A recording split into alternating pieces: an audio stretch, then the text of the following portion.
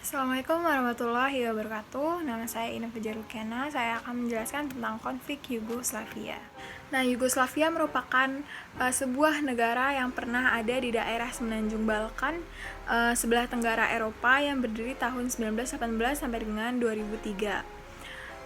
Berdirinya sebab adanya deklarasi Korfu pada 20 Juni 1917. Yugoslavia berarti tanah milik orang-orang Slavia yang terdiri dari beberapa etnis. Nah, Yugoslavia ini pernah dijajah oleh Turki Ottoman, kemudian Austria-Hungaria, dan Rusia. Yugoslavia pernah berbentuk kerajaan dan kemudian dialihkan menjadi republik. Ibu kota Yugoslavia adalah Beograd, dipimpin oleh seorang presiden yang bernama Josip Broz Tito yang menjabat selama seumur hidup. Yugoslavia didirikan sebagai negara federal yang terdiri dari 6 negara federasi dan 2 provinsi otonom. Ini dia peta negara Yugoslavia yang terdiri dari 6 negara federasi dan 2 provinsi otonom. Negaranya yaitu ada Slovenia, Kroasia, Bosnia dan Herzegovina, kemudian ada Montenegro, kemudian ada Makedonia dan Serbia, 2 provinsi otonom yang didirikan ketika Josip Broz Tito berkuasa, yaitu Vojvodina dan Kosovo. Kita berlanjut ke materi inti, yaitu konflik Yugoslavianya. Ada 6 materi yang akan dibahas, yaitu yang pertama 5W1H-nya, kemudian ada faktor pendorong, yang ketiga ada kronologinya, dan keempat ada dampak, kelima ada penyelesaian, dan yang keenam ada isi dari perjanjian Dayton.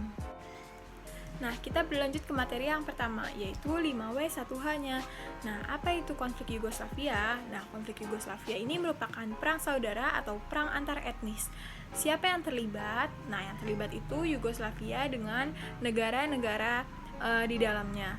Kemudian kapan terjadinya? Terjadinya itu ada di 31 Maret 1991 sampai dengan 12 November 2001 atau itu sekitar 10 tahun. Nah, di mana terjadinya? Terjadinya itu di semenanjung Balkan Eropa. Mengapa ini terjadi? Ini terjadi karena dipicu oleh wafatnya Josip Broz Tito. Kemudian adanya gerakan Panslavia oleh Serbia, dan yang paling utama adalah adanya konflik SARA. Dan kemudian bagaimana secara garis besar konflik ini terjadi? Nah, ini kan tadi disebabkan oleh adanya gerakan Panslavia, konflik SARA. Kemudian juga ada lagi yang memicu, yaitu konflik teritorial antara Slovenia dan Kroasia. Dan yang paling utama konflik SARA yang terjadi antar etnis. Proses terjadinya ini itu dimulai pada 25 Juni 1991. Pada saat itu pisahnya Slovenia dan Kroasia yang ditentang oleh Serbia. Kemudian ada invasi dari Yugoslavia dan perang di Bosnia dan Kosovo. Dan endingnya adalah pecahnya negara Yugoslavia. Kemudian berlanjut ke materi yang kedua, yaitu faktor pendorongnya. Nah, yang paling utama ini adanya perbedaan agama di antara etnis-etnis yang menimbulkan konflik SARA, dan kemudian ada keinginan negara-negara bagian untuk merdeka tetapi ditentang oleh Serbia. Tapi pada akhirnya Kroasia dan Slovenia memerdekakan diri pada 25 Juni 1991 dan disusul oleh Bosnia pada Februari 1992. Dan kemudian faktor selanjutnya ada ambisi dari Serbia untuk mempertahankan negara Yugoslavia, tapi tidak dihiraukan oleh etnis-etnis lain, sebab Serbia ini banyak mendapat kedudukan di Yugoslavia. Dan faktor yang terakhir itu ada meninggalnya sang penguasa pada 1980. Hal ini menyebabkan etnis-etnis di negara bagian membubarkan diri. Kita berlanjut ke materi yang ketiga, yaitu kronologi konflik yang akan saya jelaskan secara kronologis. Dimulai pada 1963, itu ada pengubahan nama Republik Rakyat Federal Yugoslavia menjadi Republik Federal Sosialis Yugoslavia, dan Josip Broz Tito ini diangkat menjadi presiden seumur hidup.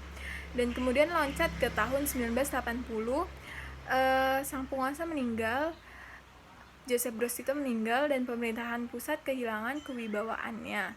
Kesenjangan antar etnis pun mulai muncul dan pada akhirnya terjadi krisis ekonomi. Kemudian berlanjut ke tahun 1990. Pada saat itu ada pemilu di negara-negara bagian, dan di Slovenia dan Kroasia, partai pro-kemerdekaan ini menang. Dan di Serbia, Montenegro, partai komunis menang. Kemudian berlanjut ke 1991, karena partai pro-kemerdekaan menang di Kroasia dan Slovenia, maka kedua negara tersebut memerdekakan diri pada 25 Juni 1991. Kemudian lanjut, tahun 1992, penduduk Muslim Kroasia di Bosnia ini memilih memerdekakan diri dan mendeklarasikan negara Bosnia-Herzegovina, tetapi penduduk Serbia ini menolak hasil tersebut dan berusaha membentuk negara terpisah dengan bantuan dari tentara federal, yaitu menjadi Republik Serbia Bosnia Herzegovina yang kemudian berubah nama menjadi Republik Srpska. Dan tahun 1995 ada peristiwa besar, yaitu Perjanjian Dayton yang mengakhiri perang di Bosnia.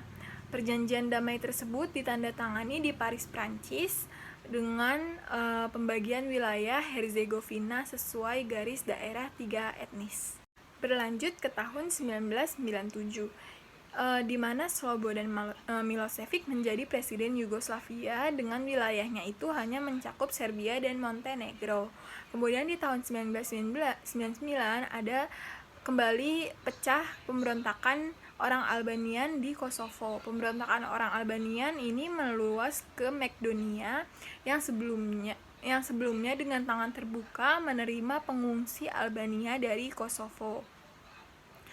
Kemudian di tahun 2000 pada bulan Oktober itu Slobodan Milošević mundur setelah Vojislav Koštunica ini menang pemilu. Kemudian berlanjut ke tahun 2001. Pada awal tahun, Slobodan Milošević dan beberapa rekannya ini ditangkap karena berbagai tuduhan dan diserahkan pada pengadilan kejahatan perang oleh pemerintahan Serbia. Dan di tahun inilah konflik berakhir. Tetapi meskipun konflik berakhir, ada beberapa kejadian yang perlu di-highlight di tahun-tahun setelahnya. Seperti di tahun 2002, pada bulan Maret, pemerintahan Serbia dan Montenegro ini sepakat untuk membuat uni yang lebih bebas. Dan di 2003, Republik Federal Yugoslavia dibentuk ulang sehingga menjadi Uni Negara Serbia Montenegro. Dengan ini berakhirlah sejarah panjang negara Yugoslavia. Kemudian lanjut ke dampak-dampaknya. Dampak dari konflik ini yaitu adanya korban berjatuhan akibat perang di Bosnia dan Kosovo, kemudian adanya banjir darah di Bosnia, dan Slovenia, Kroasia, Bosnia, Herzegovina merdeka, dan ada pengakuan masyarakat Eropa dan internasional terhadap kedaulatan negara-negara yang merdeka. Kemudian adanya deklarasi Yugoslavia baru. Kemudian lanjut ke penyelesaian konfliknya. Yang pertama itu ada dari PBB.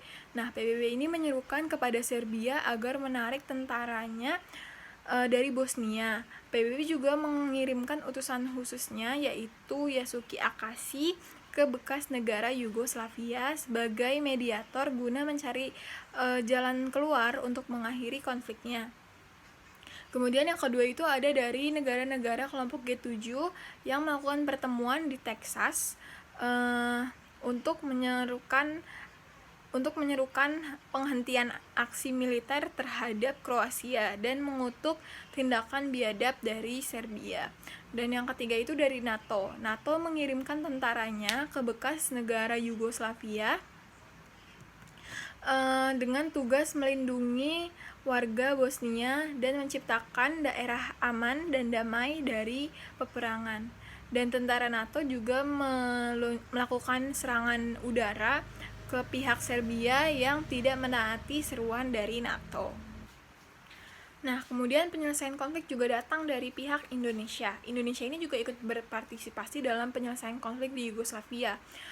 Presiden Soeharto yang pada saat itu merupakan ketua dari GNB menyampaikan beberapa usulan untuk menyelesaikan konflik ini, seperti adanya perundingan oleh pihak-pihak yang bertikai secara langsung. Kemudian masalah di bekas Yugoslavia ini hendaknya tuh dilihat secara menyeluruh.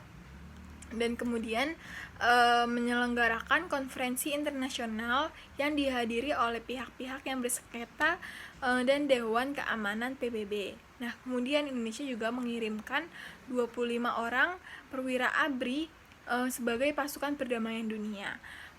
Pasukan ini bernama Kontingen Garuda 14 yang dipimpin oleh Letkol Infantri Edi Budianto. Sampai ke materi yang terakhir, yaitu isi perjanjian Dayton.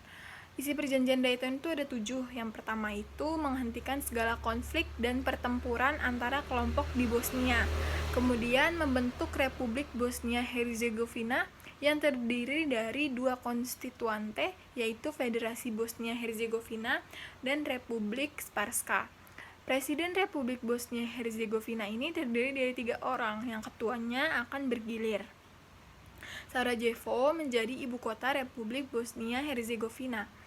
Banja Luka menjadi ibu kota konstituen Republik Srpska. Republik Srpska bersedia menghentikan keinginannya bergabung ke Serbia. Dan yang terakhir, ditunjuk seorang perwakilan tinggi PBB di Bosnia yang bertugas untuk mengawasi pelaksanaan perdamaian dan menerapkan perjanjian Dayton ini. Itu dia penjelasan dari saya tentang konflik Yugoslavia. Wassalamualaikum warahmatullahi wabarakatuh.